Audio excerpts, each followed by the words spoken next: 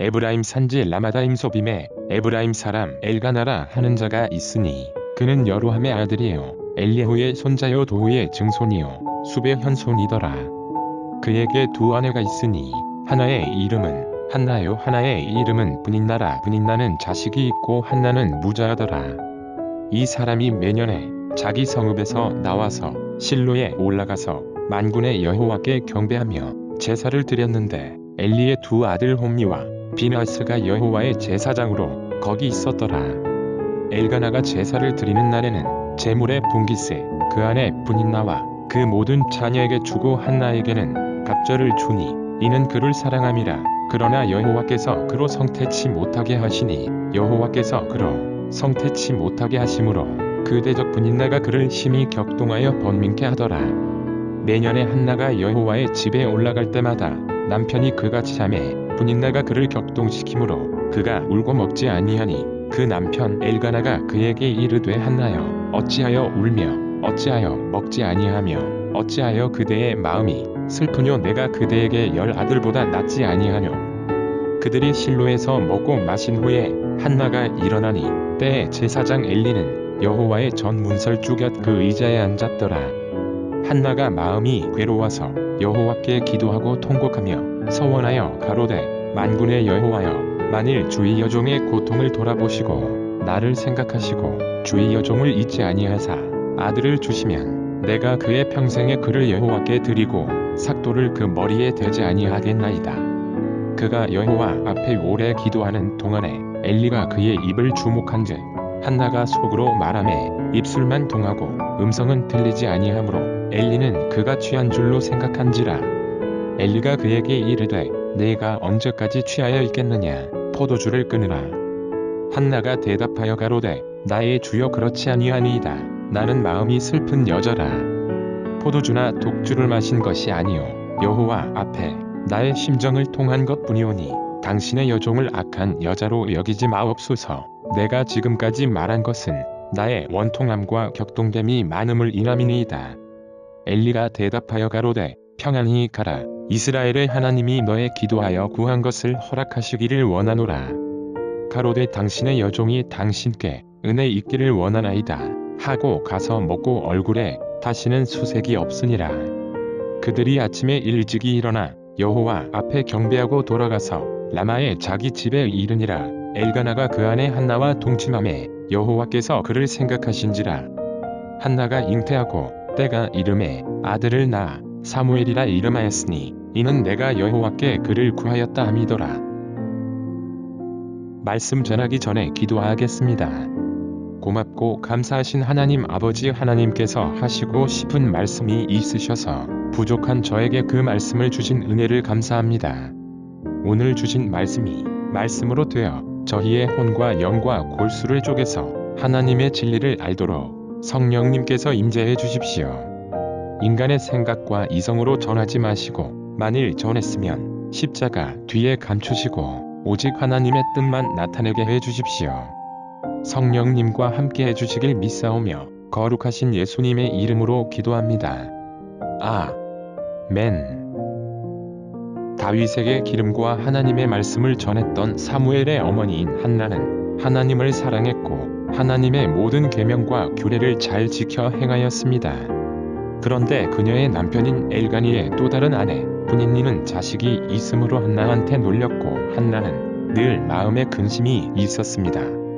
그래서 괴로워한 마음으로 오랫동안 기도하면서 대성통곡을 했었습니다. 게다가 사람들이 술 취했더라고 말할 만큼 기도에 미쳐서 지냈었습니다. 얼마나 원통했었으면 사람들이 술에 취한 줄 알고서 오해를 살 만큼 애통하고 아이를 갖고 싶을까라는 마음이 듭니다만 여자로서 아이를 낳지 못한 여인의 심령은 감히 상상조차도 없을 겁니다. 애통한 한나의 중심을 아시고 하나님의 종인 사무엘을 보내주셨습니다. 때론 하나님의 의를 위하여 신앙생활을 열심히 하다가 그만 시험에 빠지는 성도들이 있습니다. 자신은 하나님을 잘 믿는 뿐인데 왜 이 고통을 주냐? 라고 말을 합니다. 또한 하나님을 없다라고 말을 하는 일부 사람들도 있습니다. 그러나 한번 깊게 생각해 보시길 바랍니다.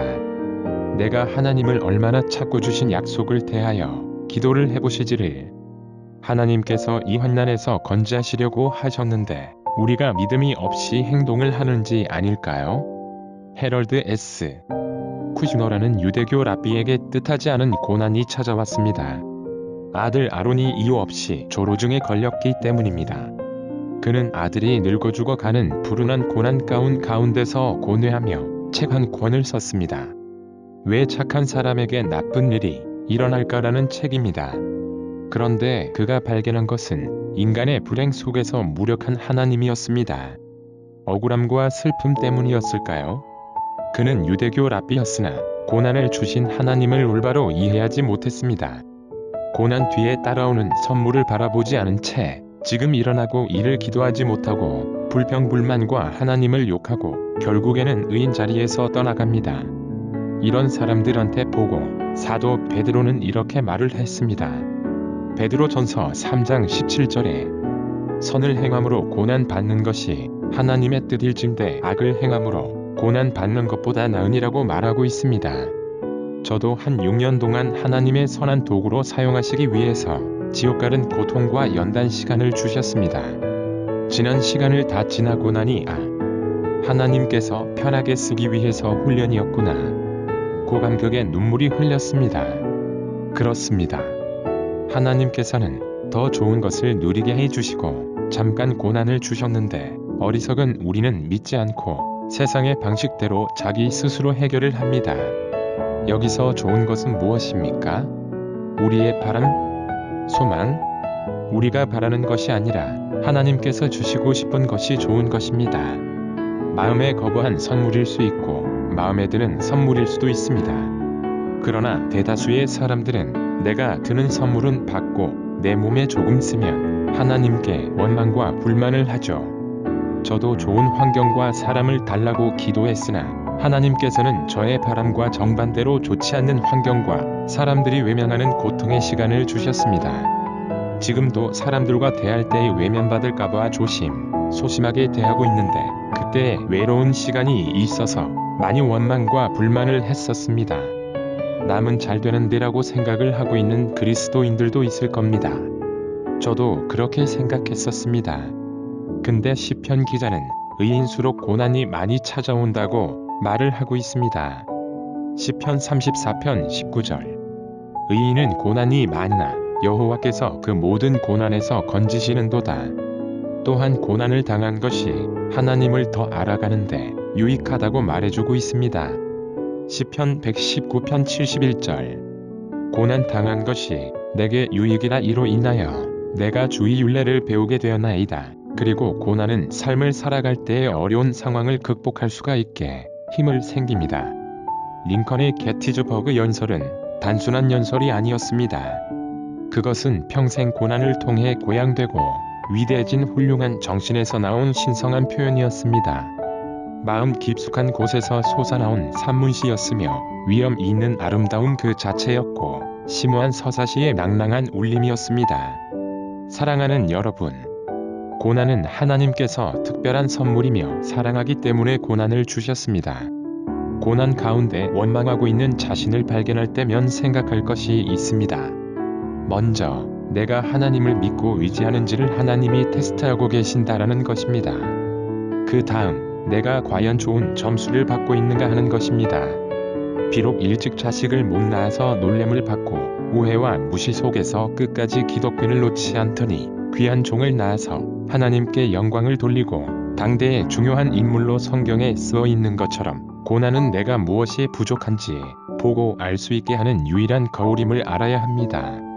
고등학교 시절 다하라 요네코는 사랑하는 어머니가 갑자기 세상을 떠나자 상황에 적응하지 못하고 스스로 목숨을 끊기 위해 열차에 몸을 던졌습니다. 그 일로 두 다리와 왼쪽 팔, 오른손 손가락 2개가 잘려나갔습니다. 이렇게 비참해진 요네코에게 한 신학생이 찾아가 기도해주며 그녀를 위로했습니다. 복음을 전하며 예수 그리스도의 사랑으로 그녀를 치료했고 자기와 결혼해달라고 청혼했습니다. 그 후 두 사람은 육신의 장애가 없는 사람들보다 더 행복하게 살면서 세계 곳곳에 예수님의 복음을 전하고 있습니다. 요네코 사모가 산다는 것이 황홀하다라는 제목으로 책을 냈습니다. 두 다리가 없고 한 팔도 없이 손가락 3개만 있는 여자가 산다는 것이 어떻게 황홀하다고 말할 수 있을까요? 고통과 고난은 피해갈 수 있는 것이 아닙니다. 예수님은 하나님의 아들이셨음에도 고통과 고난을 많이 받으셨습니다. 마태복음 26장 39절. 조금 나아가사 얼굴을 땅에 대시고 엎드려 기도하여 가라사대 내 아버지여 만일 할만하시거든 이 잔을 내게서 지나가게 하옵소서. 그러나 나의 원대로 마옵시고 아버지의 원대로 하옵소서 하시고 우리와 같은 육을 입고 오신 데 떨며 고난의 잔을 피하시고 싶으나 많은 사람들의 죄를 사해 주시기 위해서라면 기꺼이 고통의 잔을 받으셨습니다. 사랑하는 여러분, 우리는 고통의 현장에 나 홀로 있지 않다는 사실을 알아야 합니다. 주님이 함께 계심을 믿어야 합니다. 나를 고난에서 벗어나도록 도와줄 사람을 찾지 마십시오. 인간의 줄을 놓고 오직 주님만 바라보십시오. 여태껏 자신이 꽤 쓸만하고 괜찮은 사람인 줄 알고 지냈는데 작은 어려움 앞에서도 당황하고 화내고 불평하는 스스로를 보며 자신이 형편없음을 절감하게 됩니다. 그런 모습을 볼 수 있게 된다면 고난만큼 유용한 것은 없습니다. 신앙생활은 고난을 통해 성숙해 가는 과정입니다. 고통을 통해 나의 부족함을 보고 하나님의 새로운 면을 체험할 수 있으시기를 예수님의 이름으로 축원합니다. 우리에게 허락된 고난은 하나님의 명예가 걸린 문제일 수 있습니다.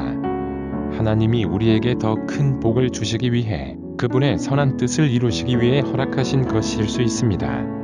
고통과 고난 때문에 세상적인 것을 버리고 주님만 의지할 수 있다면 그것은 엄청난 축복이요 영광입니다. 사랑하는 여러분, 고난의 잔을 받기 바랍니다. 고난 뒤에 엄청난 복이 우리 앞에 기다리고 있습니다. 그러므로 낙심하지 말고 고난을 이기시길 예수님의 이름으로 축원합니다. 하나님 아버지, 이 시간에 저를 통해서 고난이 축복인 걸 확인시켜 주셔서 감사합니다. 고난이 저희를 죽이는 일인 줄 알았습니다. 그런데 이 고통이 하나님께서 사랑하시는 신호였습니다. 아버지, 지난날 원망했었던 나날을 용서해 주시고 어려움이 있었을 때에 무릎 꿇고 기도할 수가 있도록 성령님께서 함께 해주십시오. 주께 감사드리며 거룩하신 예수님의 이름으로 기도드립니다. 아멘. 이 영상을 보시고 예수님에 대해 더 알고 싶으면 지금 가까운 교회에 나가시기를 바라며 어느 교회로 갈지 모르시면 두립쉼터로 문자 메시지를 보내주세요. 꼭 알맞은 교회를 안내해드리겠습니다. 지금 보고 있는 영상은 언어장애인 복음운동가가 제작한 말씀 영상입니다. 소외되는 이들에게 하늘의 큰 위로가, 또 강박한 이 시대에 성령의 단비가 촉촉이 적시면 좋겠다는 마음으로 제작했습니다. 두립쉼터는 이웃들을 돌봐주고 고통스러워하는 장애를 가진 사람의 마음과 삶에서 자유함과 참 행복을 또한 하나님께서 원하시는 태초의 아름다운 모습으로 돌아가기 위해서 말씀을 전하고 있습니다. 함께 하고 싶으면 주저없이 동역해 주십시오. 그리고 사회복지단체인 일의 미션을 운영하고 있습니다. 보내주신 선교 후원금의 일부로 어려운 이웃들을 도와주면서 심한 장애를 가진 사람들의 삶에 애원과 고통, 일상생활에서 부딪히는 문제나 고용, 결혼, 출산 그리고 우리 사회에서 아직 해결하지 못한 성 관련 문제 등을 성경적 시각으로 해결해 나가는 데 사용되어질 것입니다. 개인 계좌로 보내기가 조심스러우면 전화해 주십시오. 그러면 단체 계좌를 보내드리도록 하겠습니다. 궁금한 것이 있거나 기타 문의를 원하시면 연락해 주시기 바랍니다.